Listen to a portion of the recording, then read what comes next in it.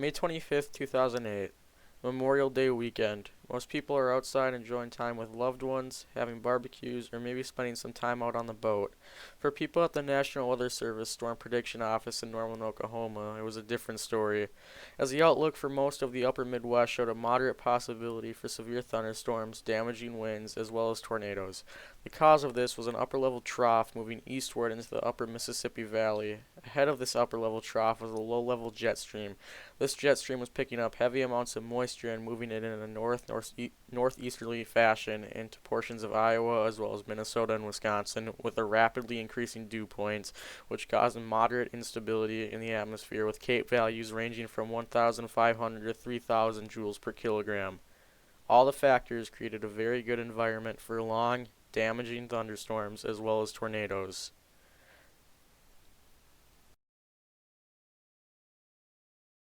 The first tornado of the day touched down in Coon Rapids around 4:35 p.m. at the northeast corner of the intersection of Highway 10 and Main Street, and it moved east-southeast. It ended in central Blaine near the TPC Golf Club, east of Highway 65 and north of 109th Avenue. Trees, sheds, and garages and a roof were damaged. A house was also pushed off its foundation. This tornado was rated an EF3, which tracked for 6 miles with an estimated wind speed of 86 to 110 miles per hour. This storm continued to move east as seen in this picture, and at 4:55 dropped a tornado on the eastern side of Lino Lakes, at the eastern shore of Peltier Lake. The signature hook shape of the tornado can be seen during this stage on radar.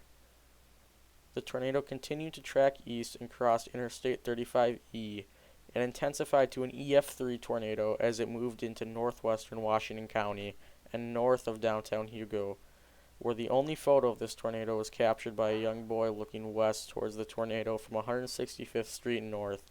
Many people did not know there was a tornado because of its rain-wrapped nature, which made it almost indistinguishable from rain. It continued to move east, where it knocked over trees, lifted boat docks, and significantly damaged houses. A few barns, grain bins, and silos were also damaged. Unfortunately, this tornado injured 9 and took the life of a 2-year-old boy. This was the only fatality from this tornado, which would be classified as an EF3 with wind speeds ranging from 136 to 165 miles per hour. This tornado tracked for 6 miles. The storm continued to move east, where this photo was taken of the storm front near Scandia, Minnesota. The storm also dropped 3 more tornadoes, one over Warner Nature Reserve, which started at 5:10 p.m. and ended at 5:12 p.m. This tornado tracked a mile and was rated an EF0. 3 minutes later, it dropped another tornado over Marine on St. Croix. It dissipated 3 minutes later, 3.5 miles southwest of East Farmington, just north of the Polk and St. Croix County line.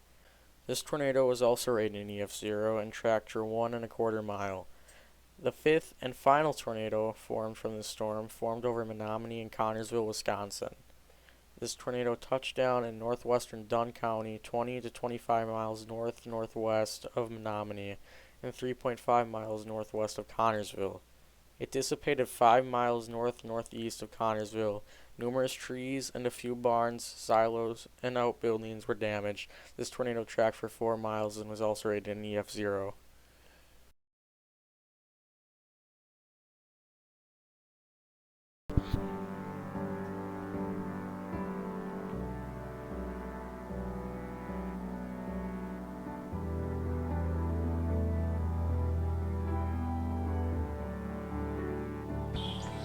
Here it is a year later after the Hugo tornado.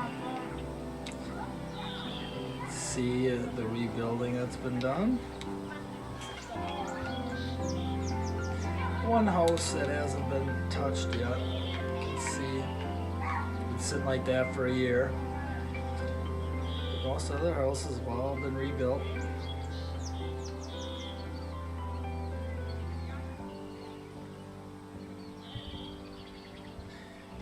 One empty lot there. Those people moved, I think, to Seattle or somewhere. So that lot's for sale. Otherwise, everything's almost back to normal. All in all, 50 houses were completely destroyed and 159 were damaged. The Total cost for the damage caused by the Hugo tornado alone was estimated to be around $25 million, which adjusted for inflation is around $35 million as of 2024. Because of this storm, Hugo also purchased 9 new outdoor warning sirens. Centerville also purchased some, as well as many other neighboring counties after the storm. Improvements were also made in 911 communication, as well as bringing the community together and giving hope to other places that were affected that there's always another chance to rebuild.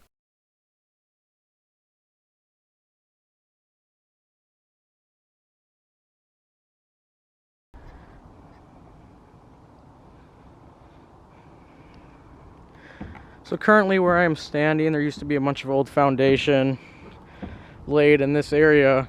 I'll put a picture up on screen and you can see a bunch of old silos and stuff. There are some remnants actually that didn't get hit. These were destroyed by a tornado in the 60s, apparently, after talking to the landowner, who said the previous landowners said that these got destroyed by that. You can also see some foundation.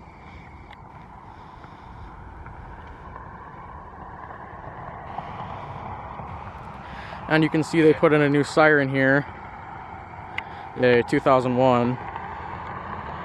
But yeah, so right here, all the stuff that got destroyed was right in this section right here. So the tornado came across the field, and then that way is east, so it moved east and just plowed through. And then over there you can see the water tower that you can see in the background of some of the pictures. This is Hugo on it. It's a pretty infamous water tower. So here's bits and pieces of the foundation that got knocked out. You can see some tin, a bunch of the old structure, foundation especially. And this used to be an old dairy barn. You can see the culvert, or what would that be called? Gutter system for the manure.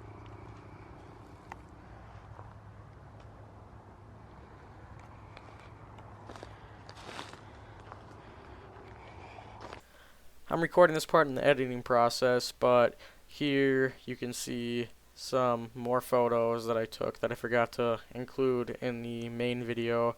You can see some old pipes.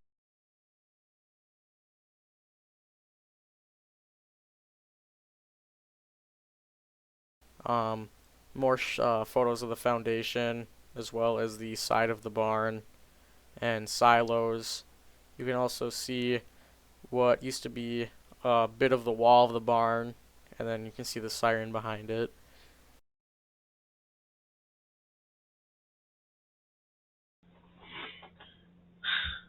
Thank you for watching. I know this is a very different style of video than I usually do. I would like to say thank you personally to the landowner who let me film a lot of the shots on his property. A lot of this wouldn't be possible without him. I'd also like to say thank you to just everybody who watches me. I know I usually do siren videos, and I haven't done those for quite a while, or I'm trying to. I've just been busy. Um, but yeah, I just wanted to cover this tornado for a long time. Nobody has, so I figured I would take it into my own hands. A personal story I actually have with this tornado, because I live only 10 minutes away from where this happened, is I was 2 at the time, so I obviously don't remember a bunch from it. But my dad was about to get deployed in the Army, and he was actually in town there in his sister's house. They were celebrating Memorial Day, and the tornado went pretty close to where he was. He didn't see it or anything, obviously, because it was rain wrapped, but I figured I would just share that because it's an interesting story. Um, if anybody has any questions about any of this, feel free to comment. And also, sorry, my room's a bit messy, but I just want to get this out as soon as possible. Thank you guys for watching. Thank you for being patient. And yeah.